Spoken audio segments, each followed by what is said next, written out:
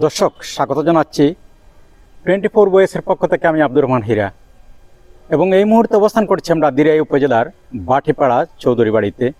এবং আপনারা দেখছেন আমার স্ক্রিনে একটি ঠঙ্গিঘর। এরকম দুটি ঠঙ্গিঘর রয়েছে এই বাড়িতে, দৃষ্টিনন্দন দুটি ঠঙ্গিঘর রয়েছে। আমরা দুটি ঘরই আপনাদেরকে দেখানোর চেষ্টা করব। আমরা প্রবেশ করছি ঘরের বারান্দায় এবং অসাধারণ কারুকাজ।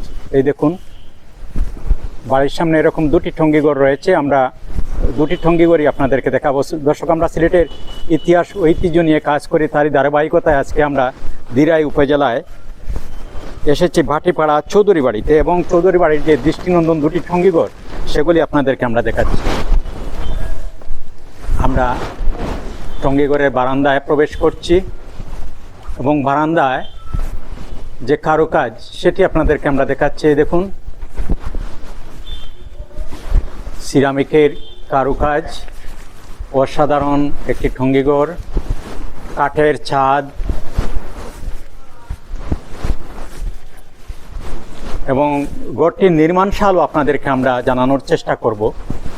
কবে ঘরটি নির্মাণ হয় সেই নির্মাণশালটি আমরা আপনাদেরকে জানানোর চেষ্টা করব।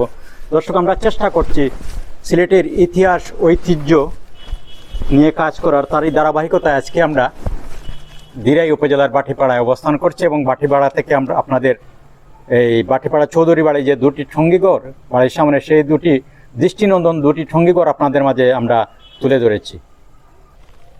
এই দেখুন, পুরো বারান্দাটি আপনাদেরকে দেখাচ্ছি।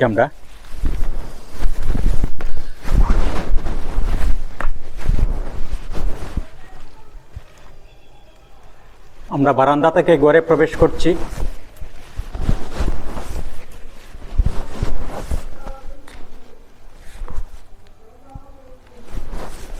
এই দেখুন, কাঠের ছাদ,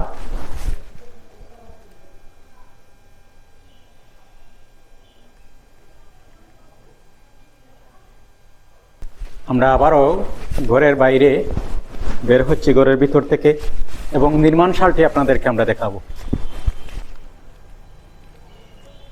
এই হচ্ছে মুর্শিদ মহল। 1815 ইংরেজিতে ঘরটি নির্মাণ হয়।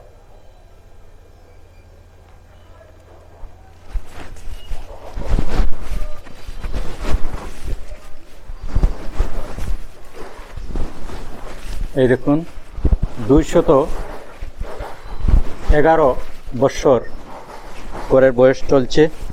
211 বৎসর পূর্বে এই ঘরটি এখানে নির্মাণ হয়। এরকম দুটি ঘর এই বাড়িতে রয়েছে। দুটি ঘরই আপনাদেরকে আমরা দেখানোর চেষ্টা করছি।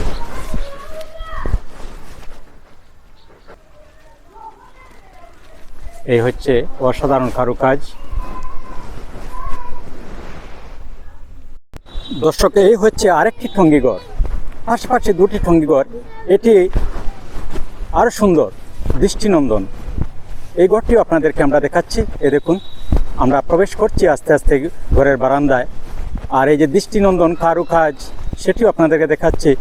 এবং এই ঘরটি কত সালে নির্মাণ হয়েছে আমরা সন তারিখটি জেনে নিব। এই বাড়িতে এখন যে প্রজন্ম আছেন আমরা ওনাদের কাছ থেকে জানব। এই দেখুন,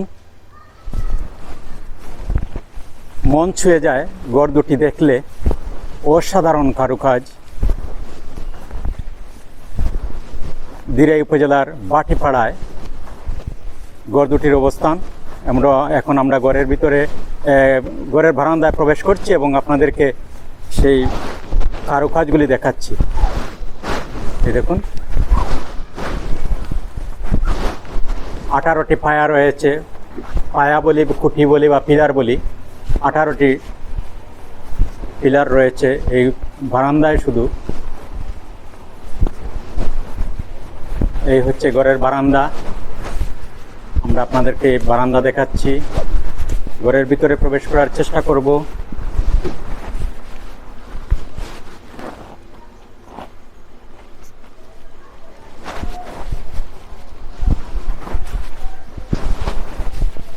এবং কারুকাজ দেখাবো আপনাদের।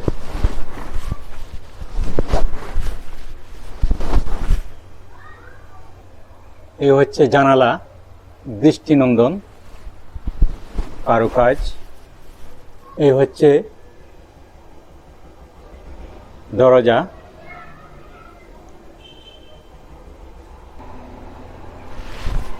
এরকম জানালা রয়েছে, 6টি জানালা রয়েছে এবং তিনটি দরজা রয়েছে। ঘরে প্রবেশ করার 3টি দরজা রয়েছে।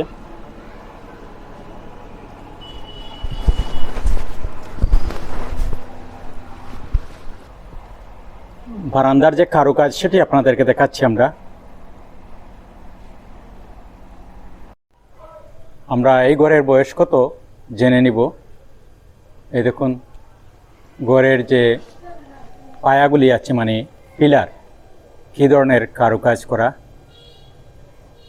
সেই সৌন্দর্যটুকু আপনাদেরকে দেখাচ্ছি আমরা।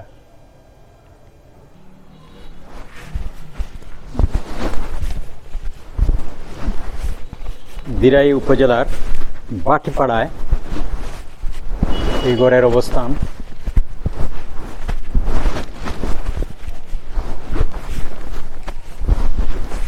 দৃষ্টিনন্দন দুটি ঘর পাশাপাশি, টঙ্গী ঘর।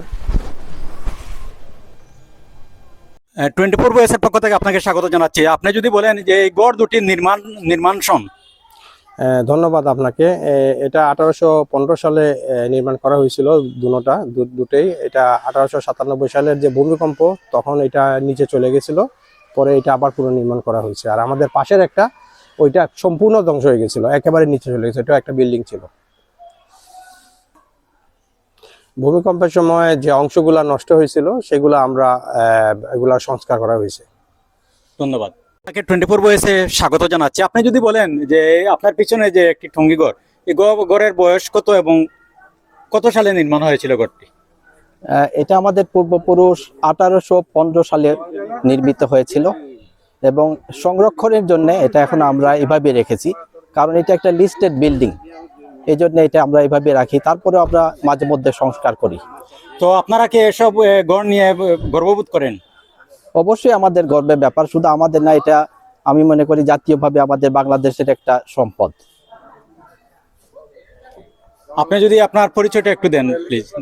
আমি এই বাড়ির সন্তান, কিন্তু আমি একজন প্রবাসী, কিন্তু সর্বক্ষণ আমরা আমাদের গ্রামের প্রতি আমাদের সুদৃষ্টি আছে এবং আমরা যখনই সময় পাই আমরা শেকড়ের সন্ধানে এখানে চলে আসি। নামটি? আমার নাম মোহাম্মদ ইসরারুল হক চৌধুরী। অসংখ্য অসংখ্য ধন্যবাদ আপনাকে।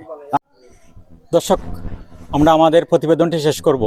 আপনাদেরও আশেপাশে এই ধরনের কোনো স্থাপনা থেকে থাকলে আপনারা কমেন্টের মাধ্যমে জানালে আমরা সেসব স্থাপনা নিয়ে কাজ করব। তো দর্শক, সবাই ভালো থাকুন, সুস্থ থাকুন, নিরাপদে থাকুন। আল্লাহ হাফেজ।